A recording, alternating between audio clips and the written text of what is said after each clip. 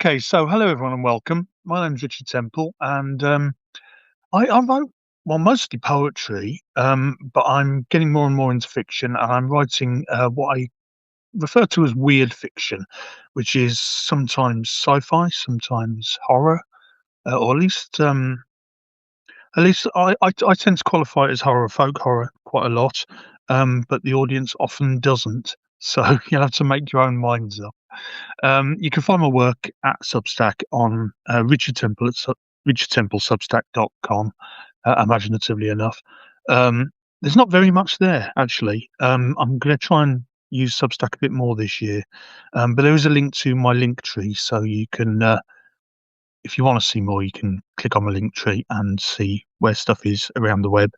Um, and if you fancy giving me a follow on Substack, it might encourage me to actually post some stuff. It's free, and well, because I don't post very often, you won't get hassled in your inbox. So no harm, no foul. Today I'll be reading a story called Winter Sacrifice, and that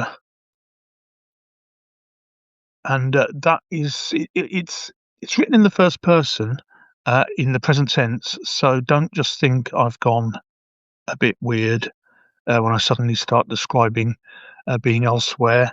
um, Please just close your eyes, don't look at my stupid face, and try and put yourself into the story. This is called Winter Sacrifice. Thank you for being here. Hope you enjoy it. Um, Winter Sacrifice. It's too cold to snow. That's what people say. People say all sorts of things, but I'm pretty sure it snows in Siberia. Maybe cold air's too dry or something, but I doubt that's ever been an issue in Wales. The climb's tough. I expected it to be. Strictly speaking, it's a walk, not a climb, and a hill, not a mountain, but these things are relative. I used to come here all the time, sometimes every day, but my health's declined over the last few years, with a resultant increasing girth. Yet I'm determined. Today, the solstice will be a new beginning. Leaving the compact frozen earth of the car park, I join the trail which ascends to the fort. There's a peculiar winter freshness to the hillside. Thin sunlight brushes my skin with thrilling tingles through air cold enough to slice nostrils like a razor. I'm thankful for my boots, bought 2 decades ago from a soldier who had been issued the wrong kit while stationed in Iraq. There's been no rain, yet the trail is ploughed into troughs of frozen mud with cracking ice puddles and straggling clumps of brown bracken and stubborn gorse, crisply frosted in a heavy dew that never dispersed. That frigid earth crunches and crumbles as I lean into hiking poles which to any observer might seem incongruous in the hands of a fat, sweat-drenched, red-faced old man, but for now the hill's mine alone. The sharp sense of gorse battles with an earthy composting stench muted by the icy breeze. The base of the hill is a corridor of rowan, sagging under the weight of bright winter berries and skeletal silver birch. As I break cover, already breathing hard, I enter another world.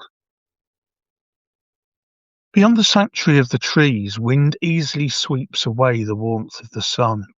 Fine mist settles in the basin, not yet dense enough to obscure the motley muddle of meadows and scrappy bare hedgerows which encircle the riverbanks and glittering gems of distant windows. The enclosures may be new, but this land was pasture long before the first rocks were dragged to the summit above.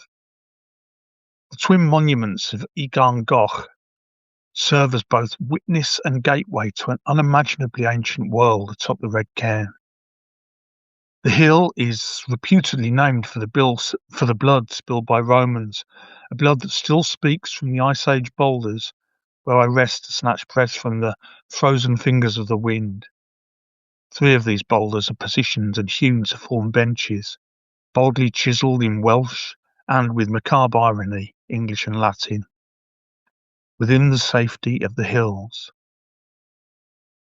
Breath duly caught, I resign myself to the throbbing pain already gnawing my chest and knees, and resume the climb to Egar Fach, on the first peak above. The trail lies open for this stretch, bordered by pale marsh grass, large clumps of withered bracken and patches of rusty heather. This view of the valley floor is breathtaking, the sun still high enough to transform the river to a gargantuan gunmetal slowworm, slinking lazily between the road and train tracks. The cool, powder blue sky is broken only by a few oily clouds frothing gently over the horizon. The wind falls to a respectful breeze as I near the little fort, as though I've climbed above its domain. My raking breath breaks a perfect silence, briefly joined in fluted greeting by a solitary skylark who, heralding my arrival, disappears over the brow to Igarfauer. At the first walls of the smaller sibling, the large fort remains hidden from view. From the path, the little fort could be mistaken for a natural scattering of glacial rocks, but an adventurer bold enough to have braved the tangled undergrowth and tumbling sandstone is rewarded with the shadow of a structure long ago trampled by unforgiving Roman boots. Today, however, my quest lies at the farther peak, in the expansive majesty of Igarfauer itself. Clinging to the trail, I come at last to the crumbling remains of treacherous icy steps and haul myself to the brow, peering down into the saddle of the hill. Beyond the basin lies a yet more arduous climb to the expansive shattered wall atop the first peak. I expected howling, life-sapping winds, but now, at the most exposed point, the air's deathly still. Though the warmth has drained from the fleeing sun, the sheer stasis of the moment supplies such ambience that neither cold nor heat holds meaning. This equilibrium provides a sharp contrast to the cutting pain that accompanies each precious gulp of air as I battle the demands of giddy peripheral darkness for immediate rest and hydration. I smile grimly, holding close to my chest a trump card, knowledge of the restorative sanctuary below. It would be a mistake to rest at the summit and forsake the gratifying contrast of descent. The trail presents an easy slope down through broad meadows of sparkling frosted marsh grass and blasted bracken. Everywhere, straggling green life reclaims powdery mounds where ants have abandoned nests, mirroring the ruined nests of humanity above. So, fighting to stabilize my breathing, I press reluctant legs to their punishing duty, promising proper respite at the place where I had tearfully accepted Wales as my home. To the right of the path, on the level floor of the saddle, stands a solitary stunted oak. Though less than 4 meters tall, his gnarled trunk and mossy branches still clinging to the last reluctant acorn stand sentinel at the gate of a people lost to history. Crouching low, he braces against the exposure of his post. Watchful at the foot of the main fort, he seemingly emerges directly from ancient lichen-dappled building stones, leaning towards the stricken walls of the lesser fort, arms outstretched. At the base of the tree lie broken, moss-covered slabs, offering passable seating, solid and permanent in defiance of the sapping villainy of burrowing mammals whose tunnels snake beneath the earth like secret routes to the underworld. It's here that I finally slump, wheezing, lips tingling, fierce drums of torrential blood pounding my ears. Fire tears through every sinew and joint, and the air feels like clay, offering only a sip of oxygen for each rib-cracking gasp. I unscrew the water flask with trembling hands and fill my mouth, swallowing fast to catch the next breath. Through all the pain, the sheer visceral delight of this fey sanctum fills me with satisfaction. Leaning back, the broad branches reach out over me in a protective embrace. The oak's majesty belies his stature. Split brown acorns nestle cosily in the crunchy mossy grass around my scuffed boots. It occurs to me, not for the first time, that these may be the boots of a dead man. The sun now rests on the hump of the lesser fort, the early valley sunset spreading baby pink wings across the misty horizon. Dusk arrives here long before it reaches the flatlands, starving the hills of what may be a spectacular sunset below. I hope to view it from the final peak, but there's no moving forward until my body consents. Ribbed watercolour clouds condense in the smooth blue sky even as I watch, framing the pink haze. Night approaches quietly from behind the ledge, a slate grey stain relentlessly inching forward overhead. Now that my breathing's under control, the stillness is broken only by the quiet whispering of marsh grass or the almost imperceptible tussle of leaves as air shifts gently. No birds in the sky, no sign of burrowers, not even an insect, and no people. There's nothing but the stricken remains of a garfach, its fractured rocks scattered like a frozen avalanche from the jagged stone teeth at the brow, bearing silent witness to the nameless Neolithic builders who erected high stone walls centuries before the arrivals of the Celts.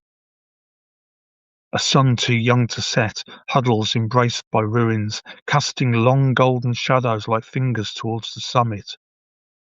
I watch for a while as a distant aeroplane, the last sign of the world below, adds its trail to the clouds and silently follows the sun out of view. If those shadows recede, it will not be dark for some time. I take another sip of water, enjoying the limbo of silent stillness, letting it fill me, until pain joins the shadows in a slippery realm of memory, leaving me weightless and free. It's in this ghostly twilight that I first see her. She appears unexpectedly from my left, where the hill falls away in what would be an easier ascent were there any trail through the undergrowth and rubble. She seems unconcerned with these obstacles, picking her way through waist-high grass as though she knows every rock and pitfall. She's young, not much more than a girl. Despite the cold, she wears a sleeveless patchwork shift, clearly homemade, in a barrage of clashing russet, dark green, yellow and burgundy hues. Perhaps she hails from one of the many traveller camps or communes drawn to the wild west of Wales. At her hip she carries a large woven wicker basket in the shape of a horn. Her hair is long, dark and wild. Bluish tattoos adorn both arms, and numerous bangles clink in time with her step. As she approaches, I see bunches of garlic mustard and cleavers fill the basket. She's slim, athletic, and deeply tanned. Squatting beneath a tree, ashamed of my obesity, I wish I were invisible, but she'll see me as she passes. Not wishing to startle her, I call out in a reassuring sing-song, "Good evening!" She sees me, hesitates. She does not reply. Feeling silly in the face of her watchful silence, I try again. Noswith Without a word, she hurries past, her piercing stain never faltering, expertly dodging gorse and mounds. She stares straight through me. I'm embarrassed. I avert my eyes, but hers pin me down. I shift uncomfortably, feeling ungainly and out of place. I'm sweating, face burning red.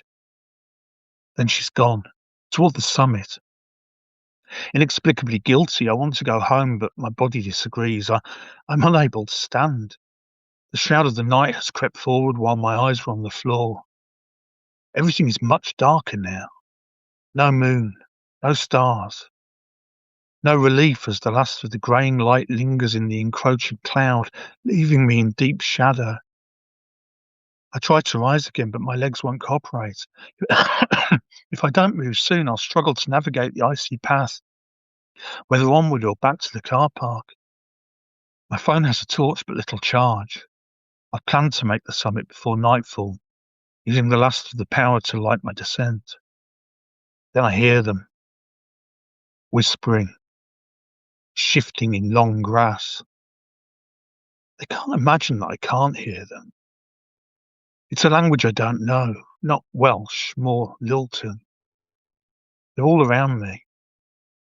At first I'm frightened, then confused. The whispers become murmurs. They're beckoning me. I realize I understand. Somehow I know the words, like remembering something long forgotten. Come with us. Be like us. Follow us. I can see them now. Tall, muscular shapes in the shadows. Their hair and beards white, shaggy, spiked. dark skin tattooed in spirals, reflecting a gossamer sheen in the dying light. There's no threat. We're sisters and brothers. We turn and walk back to the path. I no longer feel heavy. There's no more pain.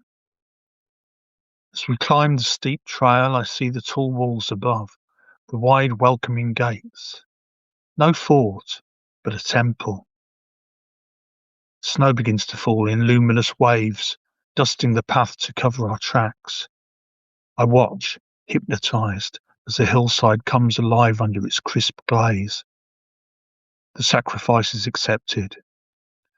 The lumpen carcass will lay at the altar for 5 sunsets to feed the eagles, and we shall thrive in the safety of the hills evermore. Thank you.